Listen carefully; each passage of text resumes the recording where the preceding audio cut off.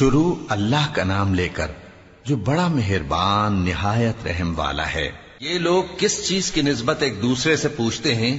کیا اس بڑی خبر کی نسبت جس میں یہ اختلاف کر رہے ہیں؟ دیکھو یہ عنقریب جان لیں گے، پھر دیکھو یہ عنقریب جان لیں گے۔ کیا ہم نے زمین کو بچھونا نہیں بنایا اور پہاڑوں کو اس کی میخیں نہیں ٹھہرایا؟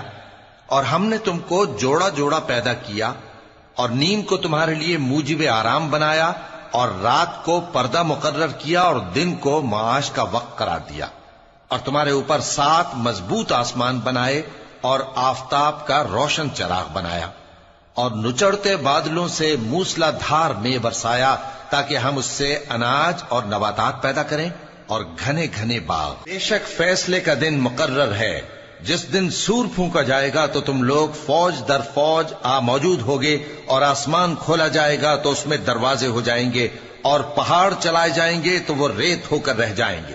بے شک دوزخ گھات میں ہے، یعنی سرکشوں کے لیے کہ ان کا وہی ٹھکانہ ہے، اس میں وہ صدیوں پڑے رہیں گے۔ وہاں نہ ٹھنڈک کا مزہ چکھیں گے، نہ کچھ پینا نصیب ہوگا مگر کھولتا پانی اور بدبودار پیپ۔ یہ بدلہ ہے ان کے اعمال کے موافق۔ یہ لوگ حساب آخرت کی امید ہی نہیں رکھتے تھے اور ہماری آیتوں کو مسلسل جھٹلاتے رہتے تھے، اور ہم نے ہر چیز کو لکھ کر محفوظ کر رکھا ہے۔ سو اب مزہ چکھو، ہم تم پر عذاب ہی بڑھاتے جائیں گے۔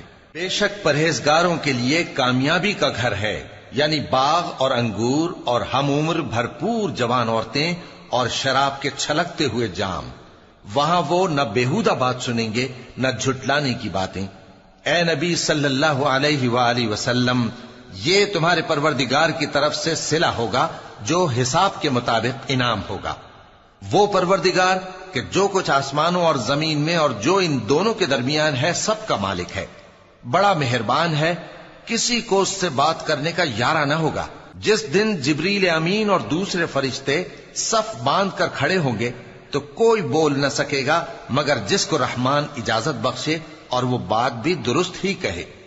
یہ دن برحق ہے، پس جو شخص چاہے اپنے پروردگار کے پاس ٹھکانہ بنا لے۔ ہم نے تم کو عذاب سے جو قریب آنے والا ہے آگاہ کر دیا ہے، جس دن ہر شخص ان اعمال کو جو اس نے آگے بھیجے ہوں گے دیکھ لے گا، اور کافر کہے گا کہ اے کاش میں مٹی ہوتا۔